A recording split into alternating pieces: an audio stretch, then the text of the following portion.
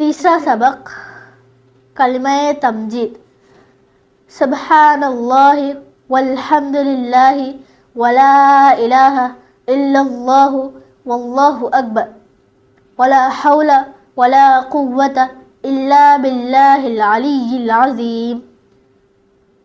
سونے سے پہلے کی دعا، اللہم بسمک اموت و احیا، درود ابراہیمی، اللہم صلی علی محمد وعلی آل محمد کما صلیت علی ابراہیم وعلی آل ابراہیم انک حمید مجید، اللہم بارک علی محمد وعلی آل محمد کما بارکت علی ابراہیم وعلی آل ابراہیم انک حمید مجید۔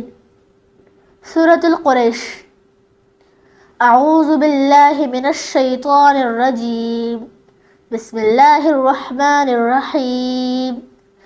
لإيلاف قريش إيلافهم رحلة الشتاء والصيف فليعبدوا رب هذا البيت الذي أطعمهم من جوع وآمنهم من خوف۔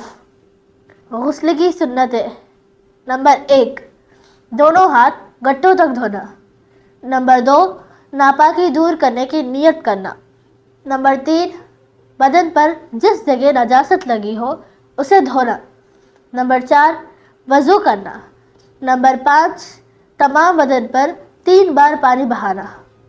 دل سے یقین اور زبان سے اقرار کرنے کو کیا کہتے ہیں؟ ایمان لانا کہتے ہیں۔